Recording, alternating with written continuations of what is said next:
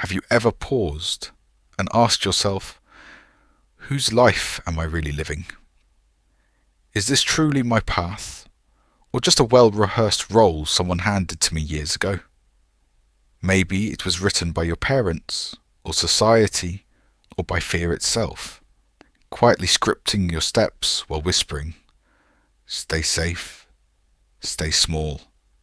Carl Jung once wrote, "People will do anything, no matter how absurd, in order to avoid facing their own soul. But the soul has a way of calling us back, even through what we often call failure, heartbreak, or confusion. What if, just what if, the detours in your life were never detours at all? What if they were mirrors?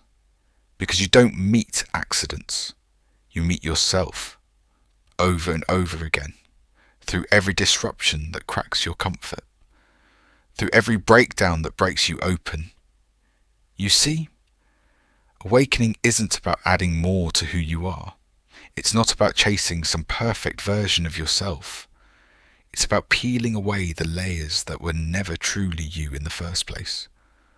The beliefs you inherited, the shame you absorbed, the expectations you never questioned. Like a sculptor chiseling away at marble. Not to change it, but to reveal the masterpiece hidden beneath. Your job is not to become more. It is to become real. And here's the beautiful paradox. The more you let go of who you were taught to be, the closer you come to who you already are. Maya Angelou once said, "There is no greater agony than bearing an untold story inside you." But perhaps the greatest tragedy isn't the story that's untold. It's the story that was never yours to begin with. So I invite you, gently, curiously, courageously, to ask yourself right now, where in my life am I performing instead of living? Because until you ask that question, the autopilot continues. The borrowed dreams keep running your life. But the moment you pause, the moment you begin to see, is the moment everything starts to shift. You don't need to burn it all down. You just need to wake up. This is the beginning of becoming. Not someone new, but someone true. Let this be the breath that interrupts the performance. Let this be the whisper that invites you home. If this resonates, take a small but radical action today. Write down one belief you've been living by and ask yourself, is this mine or was it given to me? That question alone can be the key that unlocks your true life. And remember the words of Jung once more. The privilege of a lifetime is to become who you truly are. Facing the shadow is the path to light. Let me ask you something honest. When was the last time you sat with your fear, without trying to fix it, numb it, or run away? Most of us were never taught how to do that. We were told to stay positive, be strong, or just move on. But what if healing isn't about moving past the darkness? What if it's about moving through it? Carl Jung once said, "No tree, it is said, can grow to heaven unless its roots reach down to hell." That's not a metaphor for suffering. It's a truth about transformation. Because the parts of us we've exiled, our shame, our anger, our fear, don't disappear when we ignore them. They wait in the shadow. Jung called this the shadow self, the unconscious part of us that holds everything we've rejected or denied. But here's the twist. The shadow isn't evil. It's simply unmet, unseen, unloved, and it holds the very keys to our freedom. You see, your greatest strength is often hidden behind the door you're most afraid to open. That insecurity, that regret you never speak of, they're not there to punish you. They're there to teach you. One of the bravest things you can do is turn toward the parts of yourself you were taught to run from. Because courage isn't the absence of fear. It's the decision to walk into the dark with your eyes open. Think about it. every time you faced something painful, really faced it, you came out different on the other side. Maybe softer, maybe stronger, but always somehow more true. As Rumi wrote, "The wound is the place where the light enters you. Your pain is not a dead end, it's a doorway. But here's the catch. No one can walk through that doorway for you. The shadow can't be outsourced. It must be claimed. And when you do that, when you sit with your discomfort long enough to hear what it's trying to tell you, something sacred happens. You stop being ruled by what you've buried. You begin to lead from a deeper place inside yourself. This isn't about perfection. It's about integration, the merging of your light and your shadow, the becoming of someone whole. So the next time fear rises, don't silence it. Sit with it. Ask it, what are you here to reveal? The next time shame whispers, you're not enough, answer gently, I'm listening, but I know that voice isn't the whole story. You're not broken because you feel lost sometimes. You're not weak because you carry old wounds. You are human. And healing isn't linear. It's cyclical. It spirals inward, deeper and deeper, until one day you find your own center. And that's the moment you realize the shadow never wanted to destroy you. It just wanted to be held. So here's your invitation today. Choose one part of yourself you've been avoiding, a memory, a behavior, an emotion, and instead of running, sit down with it, write about it, speak to it, let it tell you what it needs. And if that feels hard, remember, you're not alone in the dark. The light you're searching for is already inside you. It's just waiting for you to turn inward and say, I'm ready now. In Jung's words, one does not become enlightened by imagining figures of light, but by making the darkness conscious. You're not here to bypass the pain. You're here to transform through it. And that is what real strength looks like. Freedom doesn't come from the outside. Let me ask you something simple, but deeply real. What does freedom look like to you? Is it more money, more time, a different job, a better relationship? For most of us, freedom has been painted as something we earn, somewhere far ahead of where we are now. It's out there, in a future version of ourselves, waiting. But what if that's not true? Carl Jung spoke often about the illusion of external control. He taught that real transformation doesn't happen by manipulating the outside world. It begins with taking what he called inner responsibility, the moment you stop blaming the world for your pain, and start asking your soul, what part of me still hasn't been heard? That is the beginning of freedom. Because let's be honest, you can have the job, the house, the partner, and still feel like a prisoner inside your own mind, still feel anxious in silence, still feel lost in success, still feel alone in a crowded room. Why? Because true freedom was never about what you could control. It's about what no longer controls you. Jung once wrote, your vision will become clear only when you can look into your own heart. Who looks outside dreams. Who looks inside awakes. An awakening, my friend, is not glamorous.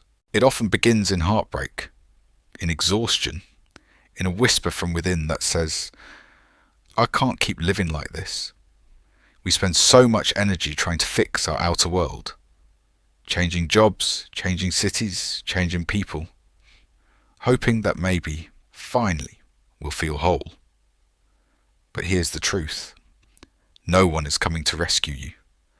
Not because you don't deserve love, but because your soul is asking you to remember your own power. You are not broken. You are not behind. You are simply being called back to yourself. So what does that look like in real life? It means instead of asking, why are they doing this to me? You ask, why am I allowing this to continue? Instead of waiting for someone to give you permission to rest, you say, I deserve peace now. Instead of hoping someone will finally understand your pain, you sit with it yourself and let your own presence be enough. Nelson Mandela once said, to be free is not merely to cast off one's chains, but to live in a way that respects and enhances the freedom of others. And I would add, to live free means you stop handing your peace to people who don't know how to hold it. It means you stop needing validation to know your worth. It means you stop negotiating with parts of your soul for the sake of fitting in. And maybe, the most sacred truth of all, when you stop searching for the guru, the savior, the leader, you become the light. You become the one who sits in silence and listens inward. The one who makes decisions not from fear, but from clarity. The one who doesn't chase energy because you've become a source of it. So here's your invitation. Take one moment today to ask, where have I outsourced my freedom? Is it tied to a job, a person, a need for approval? And then, gently, without blame, take one small step back. Reclaim it, even if it's just a breath, a boundary, a pause before reacting. That is the beginning of sovereignty. Not loud, not dramatic, but real. Because, as Jung reminds us, the privilege of a lifetime is to become who you truly are. And who you are was never meant to be owned by the world outside you. You are not waiting for freedom. You are the freedom. When you remember that nothing outside you can give you what you haven't claimed within.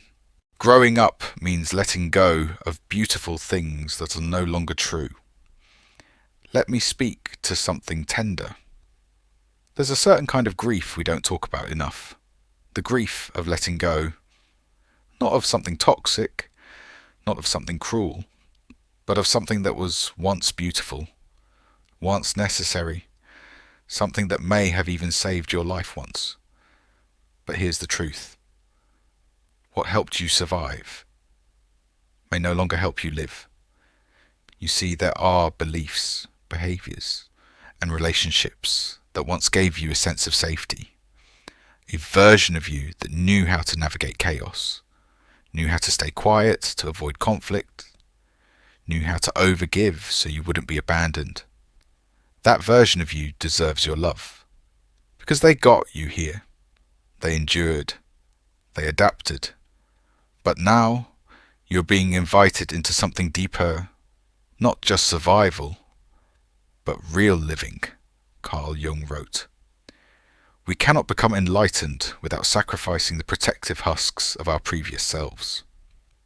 Translation: you have to be willing to lay down who you were, so you can rise into who you are.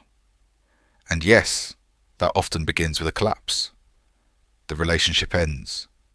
The job you outgrew falls apart. The old identity no longer fits. And suddenly, you're standing in the ashes of a life that used to feel right. But make no mistake, this is not failure. This is sacred reorientation. Just like the caterpillar doesn't decide to become a butterfly, it dissolves inside the cocoon. There's no halfway, no negotiating between forms. The old has to dissolve, so the true self can take shape. We often ask, why is this happening to me? But the real question is, what within me is ready to emerge if I stop clinging to what I've outgrown? I once had a friend say, I kept watering a dead flower because I couldn't accept that something so beautiful had run its course. Can you relate to that? To the ache of realizing that just because something was once right doesn't mean it still is? You are allowed to change. You are allowed to grow out of dreams, relationships, roles. even versions of yourself that were once full of light. That isn't betrayal. That's evolution. Think of it this way. When a tree grows, it doesn't resent the branch it sheds. It doesn't apologize for the leaves that fall. It simply releases because more life is coming. And you? You are that tree. So here's what I invite you to do today. Take a quiet moment, close your eyes, breathe deep, and ask yourself, what have I been holding on to simply because it once felt good? Not because it still feels true? Write it down. Name it without judgment. And if it's time, let it go. Because the life you long for, the one that feels free, full and whole, it doesn't begin with adding more. It begins with clearing space. As the poet David Whyte said, sometimes the only way to stay true to yourself is to break your own heart. But I promise you, that heartbreak is not the end. It's the beginning of something far more honest. You are not here to stay the same. You are here to become. And that means releasing the beautiful illusions, so that the deeper truth can rise. This is what real maturity looks like. Not perfection, not performance, but the quiet courage to say, I love what this was, and I'm still choosing to walk forward. Because as Jung reminds us, your vision will become clear only when you look into your own heart. And the heart doesn't lie. It just waits patiently for you to finally listen. Live with awareness, not automatic reaction. Let's take a deep breath together. In through the nose and out through the truth. Because here's something most of us were never taught. You're not living freely until you're living consciously. Carl Jung once warned, until you make the unconscious conscious, it will direct your life, and you will call it fate. Let that sink in. So many of the decisions we make, the partners we choose, the jobs we stay in, the arguments we keep having, are not actually choices. They're replays, echoes of old beliefs, old wounds, old conditioning that we haven't yet paused to question. Have you ever found yourself saying, I don't know why I keep doing this, or I swore I'd never be like that, and here I am again? That's the unconscious at work. It's like autopilot. You're moving, but you're not awake. It's not your fault. Our nervous systems are wired for survival, not for self-realization. The brain loves familiarity, even if it hurts. And so we keep returning to what's familiar, even if it's not true. But there's a turning point. It begins the moment you stop reacting and start observing. That space between stimulus and response, that's where awareness lives. And in that space, your life begins to shift. Let's break this down practically. Imagine someone criticizes you.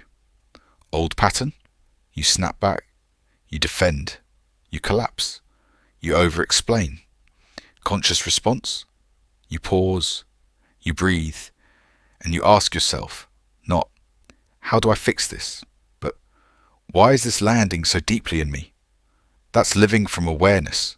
That's reclaiming your power. Awareness doesn't mean you become passive. It means you become present. Instead of being pulled by every emotional current, you drop anchor in your own truth.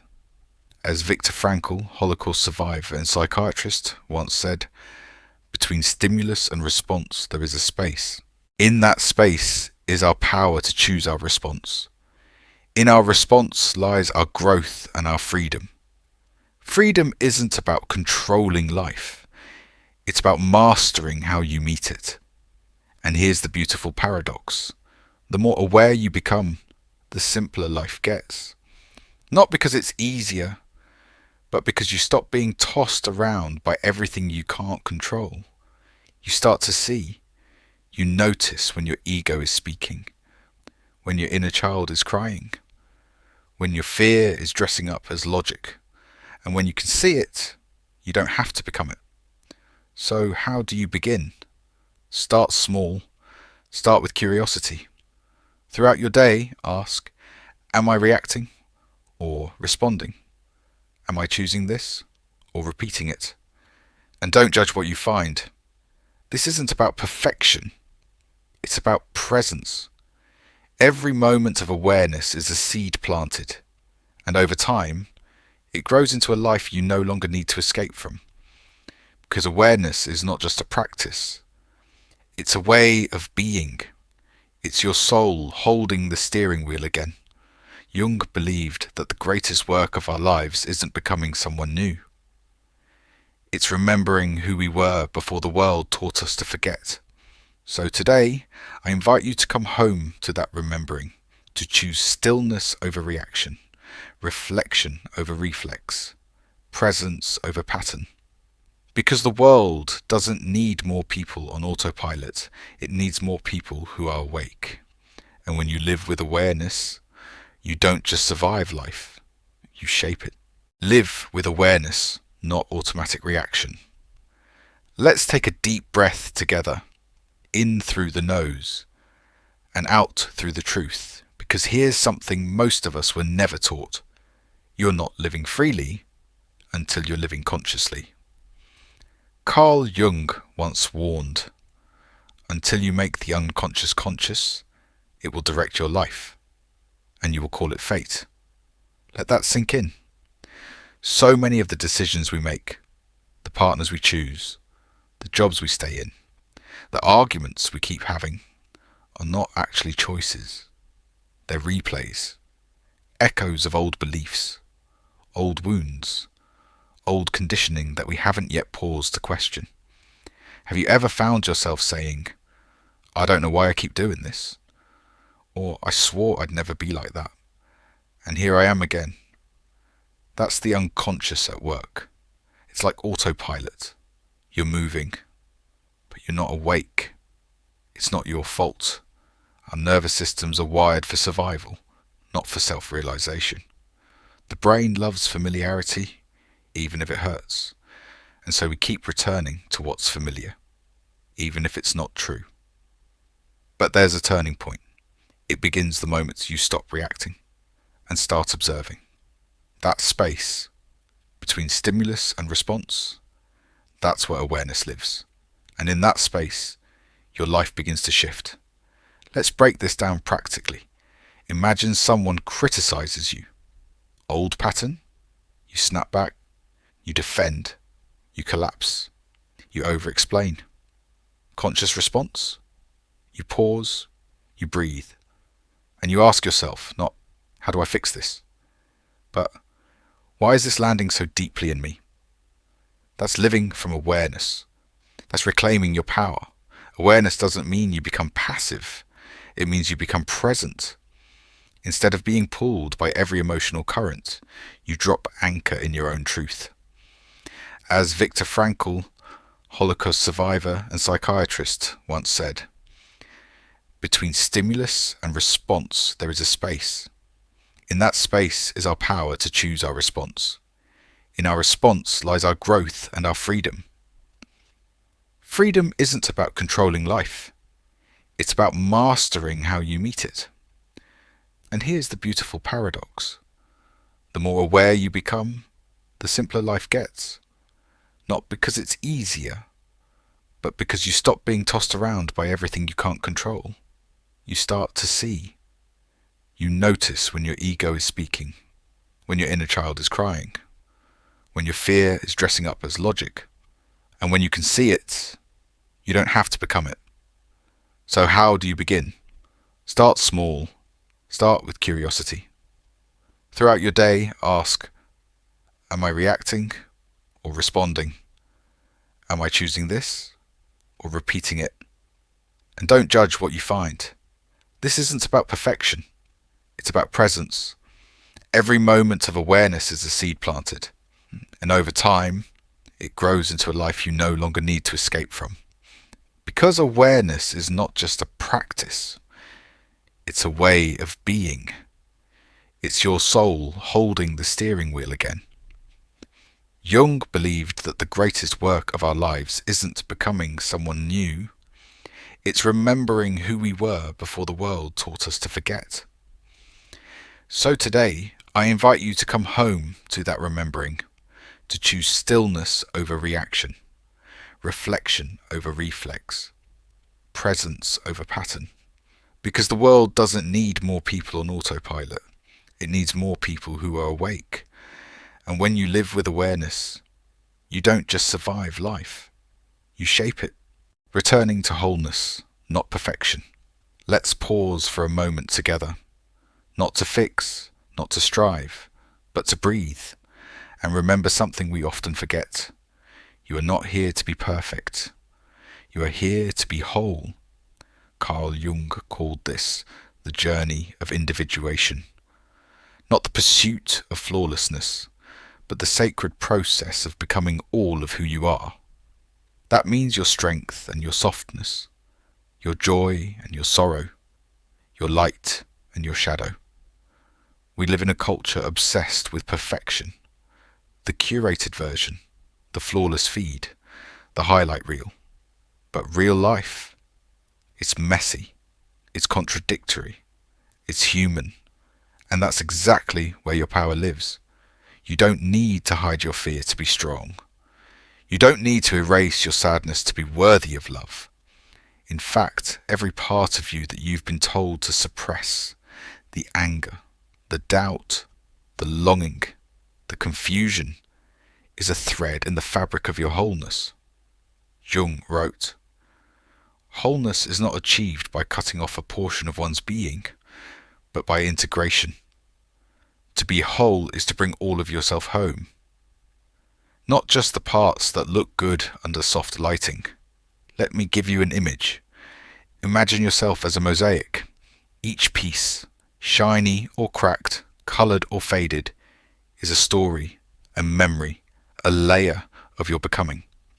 And when you step back, you realise the beauty isn't in the perfection of the pieces. It's in the harmony of their presence. Wholeness doesn't mean never breaking down. It means learning to hold yourself when you do. It means saying, I can be both confident and afraid. I can be healing and still feel pain. I can be grounded and still have moments of being lost. That's not weakness. That's maturity. Because the more you embrace all of who you are, the less you need the world to validate your existence. You stop performing. You stop proving. You stop pretending. And you start living. Fully. Honestly. Presently. Think about it. When was the last time you truly accepted yourself? Not because you achieved something, but simply because you were. That's the invitation here. To shift from proving your worth to remembering it. To move from chasing the illusion of being enough to trusting that you already are. The spiritual teacher Ram Dass once said, "We're all just walking each other home." But how can we walk anyone home if we've abandoned ourselves? So I ask you today, what part of yourself have you left behind? What feeling have you labelled as too much? What story have you buried because it didn't fit the narrative of perfection? Bring it back. Let it sit at your table. Let it have a voice. That's how you become whole. By learning that love doesn't mean cutting parts off. It means folding them in. Practical reflection for today. Write down one part of yourself you've judged or pushed away. Then write a letter to it, starting with, I see you. I'm listening now. It may feel strange at first, but that small act of compassion can shift your entire inner world. Because when you stop waging war against yourself, you begin to radiate a peace that no one can take from you. Jung reminded us, the privilege of a lifetime is to become who you truly are. And becoming who you truly are means becoming whole, not flawless. So here's your permission. Let go of the need to impress. Let go of the mask that says, I'm fine. Let go of the script that says you need to earn your place. You already belong. You already matter. You are already enough. Not because you're perfect, but because you're real. You are the answer you've been searching for. Maybe you've been wandering for a long time, searching for love, for clarity, for something or someone to finally make you feel whole. You tried reading all the books, following all the advice, fixing all the parts of yourself that you thought were broken, but let me offer you a truth that may land like a whisper in your chest. You were never broken. You were only buried beneath expectations, beneath old roles, silent beliefs, and emotional habits you never questioned. Buried so deeply that you forgot. The answer you've been searching for was always inside you, Carl Jung once said. Who looks outside dreams. Who looks inside awakens. And that's not just poetic, it's a roadmap. Because healing doesn't always look like dramatic transformation. Sometimes it looks like sitting still long enough to hear your own soul speak. It looks like slowing down when the world tells you to speed up. It looks like saying no when your old self would have said yes, just to please others. You see, this journey, this return to self, isn't about becoming someone new. It's about remembering someone ancient, someone soft, someone strong, someone true. And no one else can walk that path for you. Yes, people can inspire you. Yes, teachers, books, even videos like this can guide and spark insight. But no one else can live your truth. No one else can tell you what your soul already knows. You don't need more answers.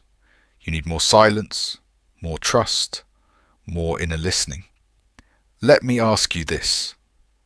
When was the last time you turned inward? Not to criticize, not to fix, but simply to witness, to say, hey, I'm here, and I'm not abandoning myself this time. That moment of presence, that's the beginning of everything, because the real relationship you've been longing for is the one you have with yourself. Think about how much time we spend seeking external validation. We scroll, we compare, we chase applause. But at the end of the day, it's not the likes or the comments that bring peace. It's knowing who you are when the noise fades. You are the calm you've been craving. You are the clarity you've been hoping for. You are the love that never left. I've seen this in real life. I've seen people hit rock bottom, only to discover they were standing on solid ground the whole time. I've seen individuals leave marriages, careers, identities, because they finally realized this is not who I am anymore. And that realization, it isn't failure, it's freedom. So here's my invitation to you tonight. Take 5 quiet minutes. Turn off the noise. Put down the phone. Place your hand on your heart. And ask yourself, what part of me is waiting to be heard? And then just listen. No judgment, no analysis, just presence. Because the truth is, the moment you start listening to yourself is the moment your life begins to change. Jung once wrote, "The privilege of a lifetime is to become who you truly are." And my friend, you are already on that path. Right here, right now, even in the uncertainty, even in the not knowing. You are becoming not someone better, but someone more real. And if this message stirred something in you, don't let it stop here. Hit subscribe to stay on this journey with us. Click like if this found you at the right moment. And drop a comment below. I'm coming home to myself. Let that be your declaration today. Let that be your turning point. You don't need to chase healing anymore. You just need to return to the one place you've always belonged. Yourself.